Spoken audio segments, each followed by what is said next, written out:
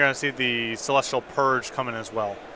Well, we can take a look at our scoreboard here before we talk about the SCG personality tokens. Jonathan Hobbs, he won game number 1 over Peter Ingram, so Humans and Mardu Death Shadow are up a game over Bridgevine. And then Frank Skarren with Is It Phoenix is up a game over Dominic Harvey playing Bridgevine. So a bad start for you Hogak fans out there in this match, but we'll see if all of those players can tie things up here momentarily. In the meantime, let's talk about those Star City Games personality tokens. And Patrick's going to tell you how you can get yours today. Well, you want to get a set of 5 of these, of course. That comes with entry to any Star City Games, Open or Classic. And if you can't make it out to any of our events, you can order from StarCityGames.com, $20 or more before shipping and taxes are added. And we send out a kit here for you. Or you can collect your set by participating in Star City Games Invitational Qualifiers. We got plenty of tokens. I think the first one is me. I can't remember. It is. I'm a zombie army buff. Just huge shoulders, great definition on the arms. Core looks tight. It's implied. You can't really see it through the armor, but it's implied. That's the point. Looking great. Thank you very much. Good facial hair, too. Andrew Ellenbogen, they got his hair on point as well. He's a 1/1 vampire for you Legion Landing fans out there. We go to our next one. Ross Merriam, a 1/1 elemental. He loves himself some Is It strategies with young pyromancers, so that'll take care of that. Next up, Sam Black, a clue token.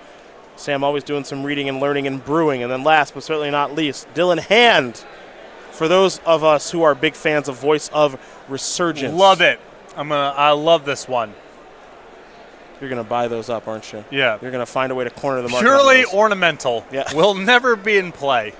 Go to StarCityGames.com and learn more about these personality tokens today. Get yours all throughout July and August, and perhaps in September and October, we'll have some more coming out. Who knows? Who knows? Game number 2 about to be underway for all 3 of these matches within this total match. Dom Harvey down a game right now to Frank Skarren. Jonathan Hobbs up a game over Peter Ingram. And Jeremy B up a game over Stephen Rubin. So the team on the left currently leading things in what is going to equate to an elimination match right now for these 2 teams. Still points and money on the line. Absolutely. Even if they finish outside the elimination rounds. But these 2 teams are here playing. They want to make the elimination rounds. They're here to win the tournament. So we'll see if they get one step closer to doing so.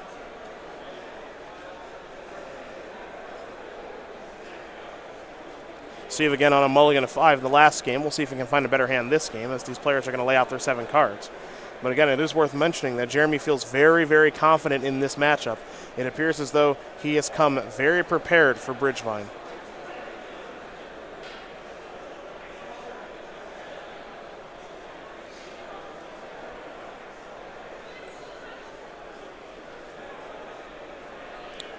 Steve's going to consult here with Peter, and Jeremy's going to consult here with Johnny Hobbs.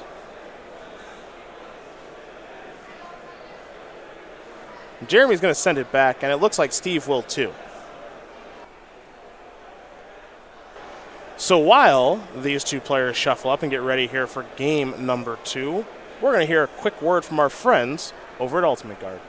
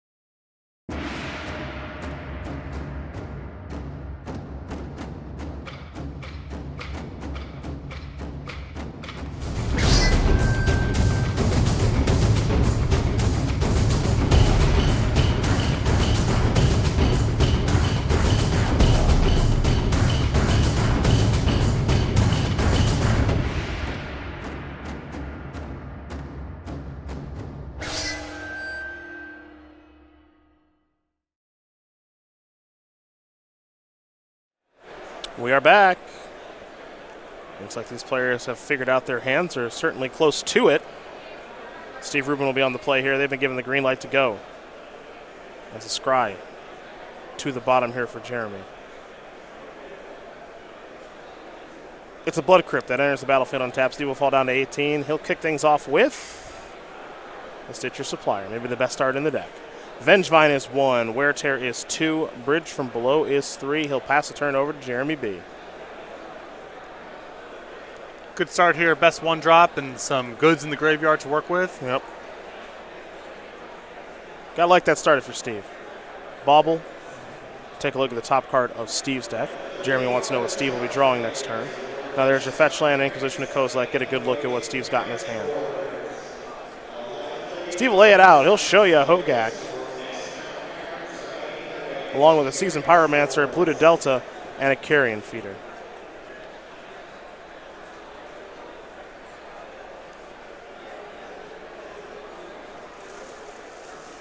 Gotta imagine you gotta take the Carrion Feeder out of this one. Think so?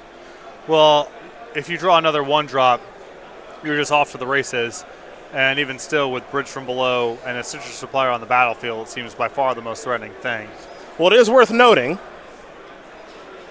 that Jeremy does know the top card of Steve's deck from the Bauble. So that's certainly going to influence his decision, and he will take the 1-drop, perhaps knowing that Steve was going to draw another one. Rubin will draw him now. He's picked a copy of Blackcleave Cliffs. That's the 3rd land there for the Seasoned Pyromancer, so that's worth noting as well. I think Jeremy may have missed his Bauble trigger. I think you may be right. I'm surprised it doesn't happen more.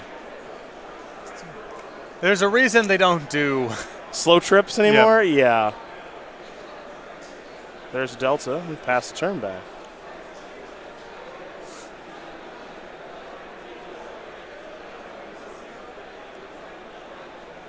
I think he just realized he missed his Bauble trigger with that head nod.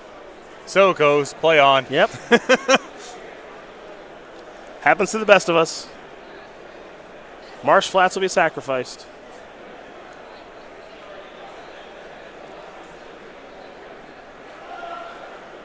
Ben Friedman, he said if he won an invitational, he wants to be a Bauble trigger token. That's great. As if there were such a thing. You can make one. To put on top of his deck. People put dice on top of their deck or mark it some other way. He wants to be that. Do you remember when that was illegal to do? Yeah, that was a long time ago, but I do. Yeah. I also remember that when they made that rule and people were like, yo. Absolutely not. That is dumb if you need to put dice on top of your deck to remember something. Right. Yixla Jailer here. For Jeremy as he searches up a Plains. And Jailer is a Future Sight All-Star. Perhaps the best card against Dredgevine. Certainly in the conversation. Cards in graveyards lose all abilities. A zombie wizard that we're going to see in increasing numbers for as long as Bridgevine is legal. We just haven't seen that many black decks that are trying to attack this weekend. So we have not seen a lot of copies of Jailer. But it is a challenge, to say the least. Hogak, Vengevine, Bridge from Below, Faithless Looting. It's a lot.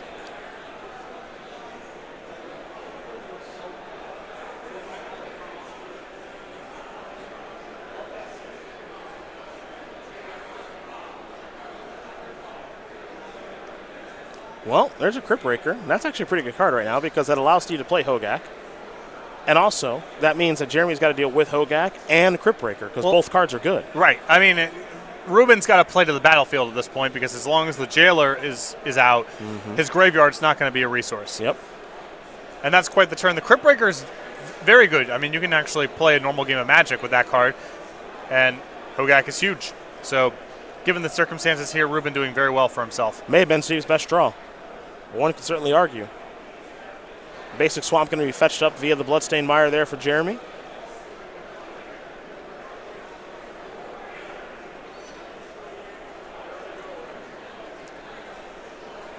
This is a Plague Engineer. Oh! Okay. Hoolalally. Zombie's a good name.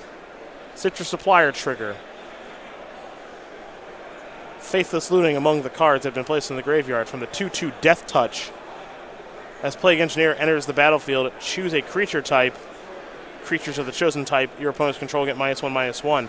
I mean, this is really, really nice. First of all, zombies, naming that is one-sided, so it doesn't kill the jailer, but it kills Steve's zombies, and that thing has Death Touch to rumble with Hogak.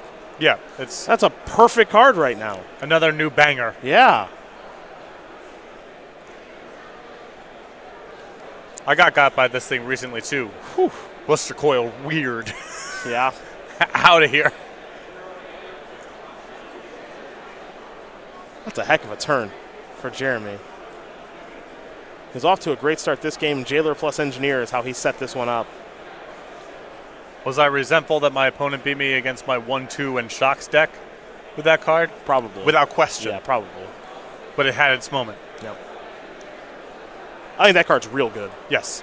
Really, really Well, good. I've been talking about it a lot. It'll be nice in some form or fashion once we're out from under Hogak, and I think you could actually bundle Is it Phoenix onto that as well. I think Modern Horizons is way more powerful than this sort of initial wave is suggesting because so much is crowded out. And plenty of cards have stuck. It's not like we're not seeing any of it, you know what I mean? We've seen this Mardu deck with tons of new stuff. We've seen Andrew Shrouds take on Burn, fueled by 8 Horizon lands. It's not like we haven't seen anything at all, but I think there's going to be a second wave once the graveyard decks are a little less prevalent. And Plague Engineer is another just awesome, slightly slow, slightly expensive card.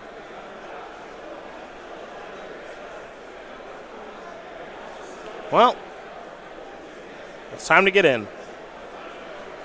There's the predictable trade. A little bit of trample damage, of course. I suppose a lot of it. 6 is a lot.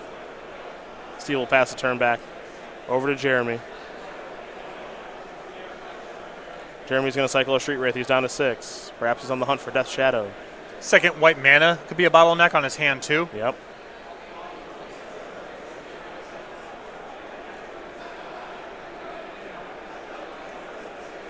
All right, Dreadhorde Arcanist. In comes the Jailer.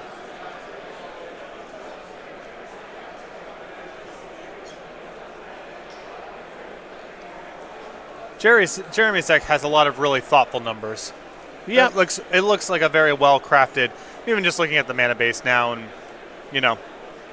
These numbers don't strike me as random. 4 Marsh Flats to go with 1 Plains, 1 Swamp plus 4 Silent Clearings, 1 Red Duel, touching each one, you know, Foundry plus Crypt. The blend of creatures and interaction. Here is Seasoned Pyromancer. We'll take a look at that new one as well.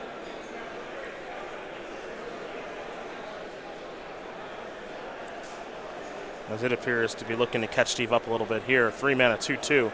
When Seasoned Pyromancer enters the battlefield, discard 2 cards, then draw 2 cards. For each non-land card discarded this way, create a 1/1 red elemental creature token. So Steve was able to make 1, drew 2 cards, and if we ever get to the exiling stage of things, that'll be cool, but the Jailer is making that a little bit difficult. New Ross Miriam token. In there. We come ready. Faithless looting here from Jeremy. By the way, if you're wondering what the red is for in the main deck, it is just this card. Good to know. In which main deck? In Jeremy's. And the the Arcanist, and the Arcanist. also yeah, Arcanist, and the yep. Arcanist. But it's a very light splash of red.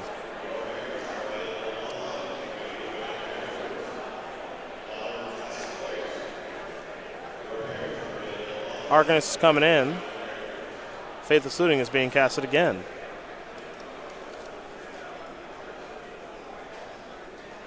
Jeremy's going to discard 2 cards.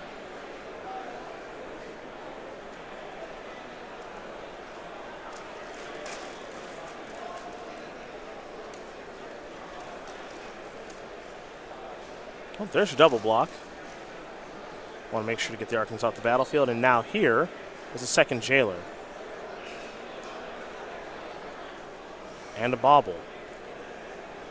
I like playing the Bauble last to shrink the delta in between game actions. There you go. There it is. You got to protect yourself from yourself. That's true. Love it. Pyromancer's coming in. There's a trade. and a fast one at that. Interesting. I guess Jeremy still has to respect the possibility of blood gas or just other creatures kind of bugging him out here. The problem is that this could potentially give Rubin a draw to Fatal Push to unlock the graveyard. But if Jeremy's hand's very good now, who knows what he's found off the bobble, then maybe he's willing to risk it. Well, time to cycle another Street Wraith, fall down to 4.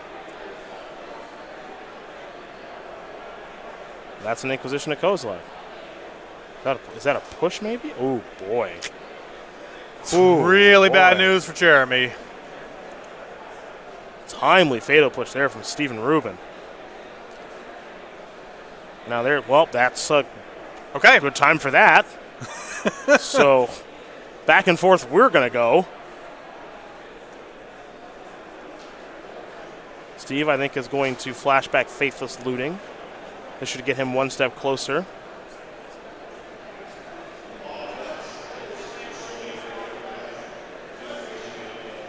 Wear Tear among the cards that have been found here. I think Steve has the most interest in finding just another black 1-drop to be able to convoke out Hogak. What he found was a Bridge from Below, a Wear Tear, and a Swamp. Keep in mind, he does have to discard 2 of these cards, and it looks like he's going to hold on to the Swamp. And by the way, we're seeing right now why Yixla Jailer is so sweet and why these Hogak decks get into problems a little bit post-board. Steve Rubin has brought in Wear Tear, and I'm sure it's in the sideboard because it covers just about any anti-graveyard card. You don't know what they have, but whether it's Leyline or Graphicer's Cage or whatever, you probably have it covered. Jeremy has nothing really of note to target with Wear Tear, and Jailer's the card he has to answer. Yep. This is a great attack here from Steve. There's a Bridge from Below in the graveyard, so your Gravecrawler gets to get in here. If it's unblocked, you get to deal 2 points of damage, though you do make Death Shadow a little bit angrier. If it's blocked, you make a zombie from Bridge from Below and then get to bring back the Gravecrawler. Yeah. Yep. Jeremy right now a little jammed up. Now he's got a lot of draws. Anything that can block is huge here because then he can attack and then put the burden on Rubin to have something else. Steve just going to pass the turn back. That's a Bloodstained Mire off the top. Jeremy can't attack for lethal, so now Steve gets to draw and probably make the exact same attack. He drew a copy of Crypt Breaker. Well, also keep in mind that he's drawing very heavy to land number 5 here. Well, he's already got it and had it last turn. Okay, then he's rolled up, right? Yeah. He can exile the Seasoned Pyromancer.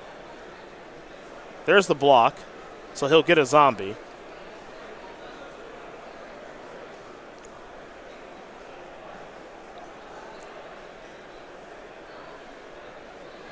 It's just if that's the play he wants to make or not.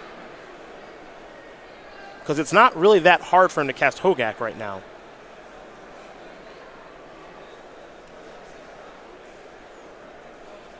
He can return the Gravecrawler like this. He can play a Crypt Breaker. I mean, he's got a lot of actions he can take this turn. And I don't know if Jeremy can really play catch-up from this spot. It's not like he really has a sweeper. And I like the creatures that he's going to use to play the Hogak because that means the Crypt Breaker can block and make a zombie from Bridge from Below as opposed to leaving the token back. So I think Steve has put himself into a nice situation as he chats it up with Peter Ingram. Jeremy's going to bring himself down to 1. Death Shadow's a 12-12 now. And that is going to do it. So Steve Rubin, and Peter Ingram, I suppose, together, they are going to win that second game against Jeremy B, and so they are all tied up. But we want to take a look at our scoreboard again now. Speaking of being tied up, at the top shelf, Dominic Harvey versus Frank Skarren are all tied up. Jonathan Hobbs, though, he already won his match over Peter Ingram. Perhaps Humans is better than we think against old Bridgevine. He won that match with Jay Hobbs. Well, I think that at this point, any of the teams that are doing well, their decks must be performing at least okay against Hogak because it's so prevalent. Something that came up in that second game there is, and if Jeremy's got an issue in the matchup, there's really a burden for him to stay on top of everything because once something slips through the cracks, it's very hard for him to catch up. He kind of held off. He kept it parity for a little while. He wasn't in a position to attack, and the minute that Rubin had a window to unlock his graveyard, Jeremy was overpowered and had no hope of catching back up. So he's got a lot of good interaction in the matchup, but he has a responsibility to make sure that Rubin never gets an inch, because once the floodgates open, Jeremy does not have a lot of recourse. Quick little chat about the StarCityGames.com YouTube page, where you can watch the replays of this tournament. You can, of course, watch Versus Live with Ross Merriam and Todd Anderson. And on Tuesday, little spoiler, Corey Baumeister. Oh! Joining the team. He'll be in the house. A good ad. Thank you. High energy. High charisma. And you know what else? What? Great hair. Great hair. Really, really good hair. Commander Versus with Jeremy Knoll, Stephen Green, Jonathan Suarez, and Justin Parnell. The Flashback series, among other awesome series that we do have on our YouTube page. Best of SCG Tours, I mentioned, and a whole bunch more. Subscribe today over at youtube.com/StarCityGames. You might not know this about me. You might not have guessed, but some people's enthusiasm, passion towards Magic can occasionally be a little off-putting for me. Yeah, I didn't know Not that. the case with Corey. No, Corey just so loves genuine. Corey just loves Magic. Love it. Fiery Islet and a Serum Visions is where we'll start game number 3 between Frank and Dom.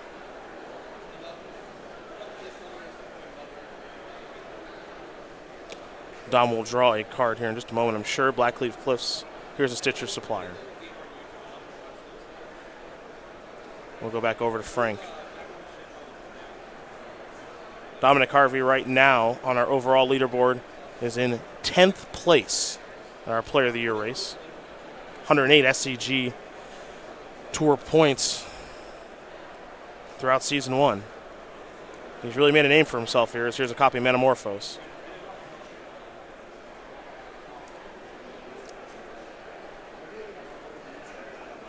Frank's got some mana floating here. It's probably a red and a blue, as we oftentimes see when players play Is It Phoenix and play Metamorphose. So no real surprise there. Now he'll draw a card. Another copy of Metamorphose will allow Frank to do it again.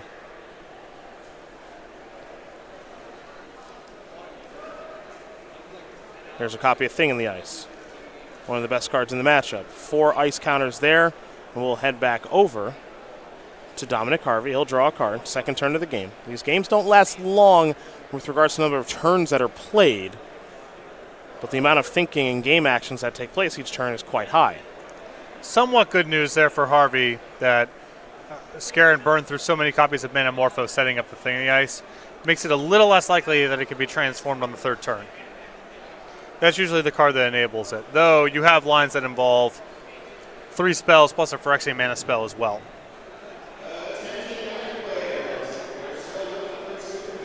Swamp into, I believe that's a Lightning Axe, perhaps? Yep. All right, so that'll take care of Thing in the Ice. Vengevine's in the graveyard. Here's an attack for 1 with the Stitcher Supplier. And the follow-up now is a Carrion Feeder. Good start here for Harvey. Not bad. Stuff going on the battlefield, stuff going on in the graveyard, and was able to pass the first test in killing Thing in the Ice.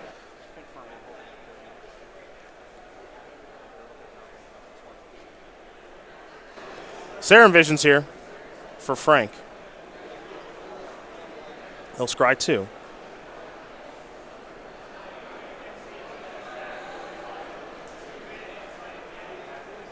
Looks like both of these cards are headed to the bottom. Your classic case of a lot of manipulation of material. Yes. Not advancing the game. Just moving things around. He'll take a point of damage now. Playing with his food. Here's an opt.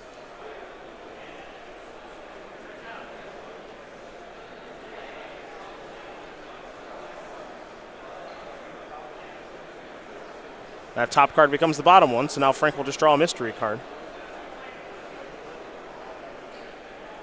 Perhaps Peter doesn't agree. Okay. And Peter's helping him set up a plan.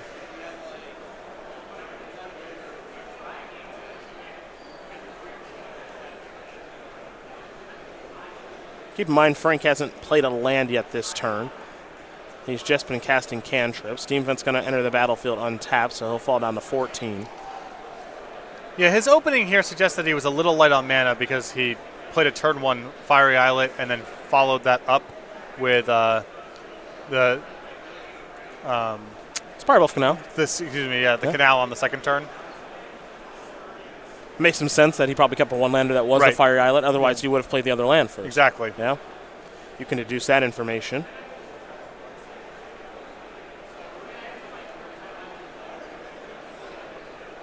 Let's see what Frank's going to discard from the Faithless Looting.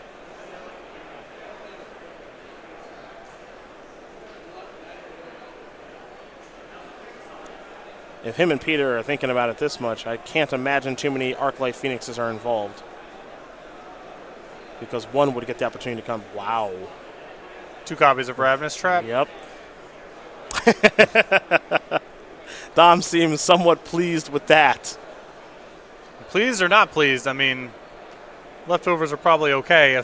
Well, they better be. Because Dom kind of gets free run on this turn. Surgical Extraction's the only card he's got to really think about. I mean, there could be another Ravenous Trap, I suppose.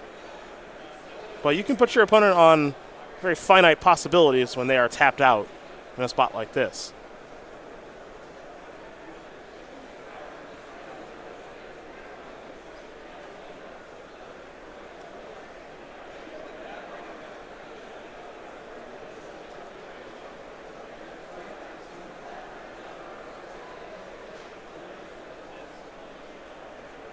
Looks like Jeremy's got an idea of what perhaps the team should do.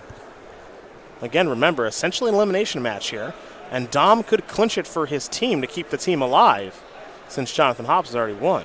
And certainly Skarren is representing some form of graveyard interaction. Certainly feels that way. Here's a Hardcast Bloodghast. Sacrifice this to Carrion Feeder. All right. I imagine there's a land to play. There's a fetch. Trigger.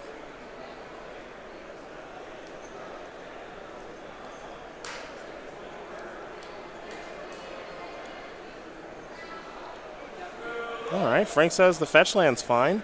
That brings back Bloodghast. Now keep in mind, Bloodghast was 1 card in the graveyard. Bloodstained Mire was a 2nd card in the graveyard. So Ravenous Trap is not online at the moment. Here's a Blood Crypt entering the battlefield untapped. I think this is going to be an attempt to bring back Vengevine. It could also just be a Hardcast Hogak from hand. Yeah, I mean, at this point, with those Ravenous Traps discarded, you kind of have to try to play a little bit out of the graveyard if possible, and try to put as much on the battlefield as you can. No surprise there to see a Surgical Extraction, I think, for anybody. No surprise. Looks like that's going to take care of Vengevine with Stitcher Supplier on the stack.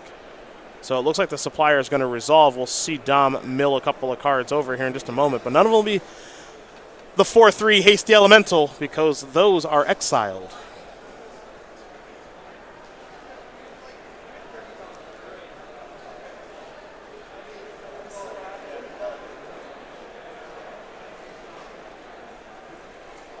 So there's a Supplier among these cards. No Hogaks there. But filling up the graveyard nicely right now is Dom Harvey. He's going to sacrifice a Stitcher Supplier. Perhaps he's on the hunt for Hogak. Found a copy of Bridge from Below and Hogak, Arisen Necropolis. As Carrion Feeder gets another token, and now Hogak will be played from the graveyard. It's time to delve some cards away as Dom Harvey's starting to go a little nuts here, folks. And it is the power of this deck. There's burdens to play around, a bunch of different card types in a bunch of different zones, and it's hard to do it all at once. Keep in mind, we have a game here in which Frank drew 2 Ravenous Traps and a Surgical Extraction. Eventually had to lose those Ravenous Traps because they weren't really doing much of anything, and the Surgical predictably took the Vengevine, but that was beatable. I think Frank might have another Surgical Extraction. He wants to go after the bridges, perhaps. Again, 2 Ravenous Traps down. I mean, it stands to reason he's just flooded with graveyard interaction.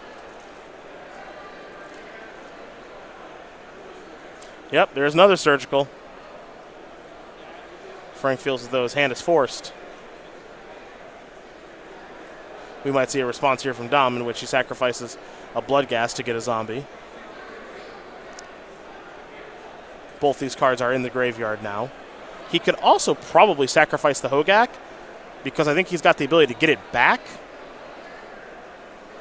because the zombies are on the battlefield and they're untapped.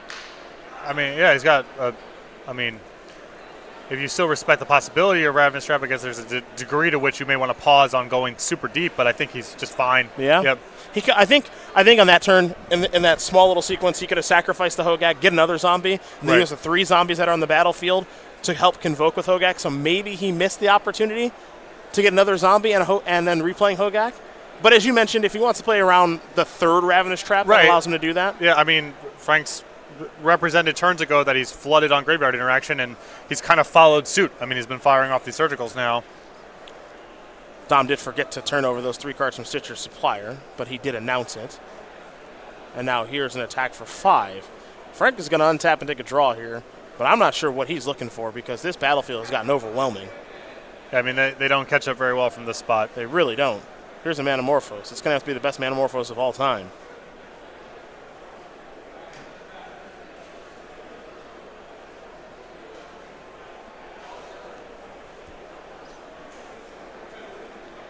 As Frank takes a look through his graveyard to see what could possibly help him here. Dominic Harvey's going to do the exact same thing. He wants to know what's going on. But is there a way for Frank to beat a 5/5 carrion feeder that can grow larger? An 8/8 trampling Avatar and Hogak and a couple of zombies? He'll start by sacrificing a Scalding Tarn. That'll bring him down to 4. That's why I think in the ice is so important. It can manage the battle. It sort of implicitly manages the graveyard because the thing that the deck does is go from graveyard to the battlefield. It also manages the battlefield. Your sideboard cards are good at managing the graveyard, but absent Thing the Ice, once the battlefield looks like this, it's really hard to catch up. Yeah, this is why this deck is so darn tough to beat, this Hogak Bridgevine deck. Being able to work itself around Graveyard Hate pretty well.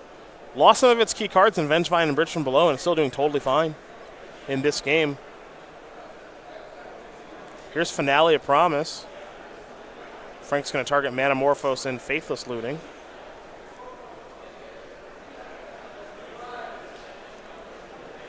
And now he'll get to draw 2 cards and discard 2 cards. A couple of Arclight Phoenixes. An Anger of the Gods is not going to do it, and that is going to do it for this game and match. Dominic Harvey, Jonathan Hobbs, and Jeremy Bertarioni are going to win this match.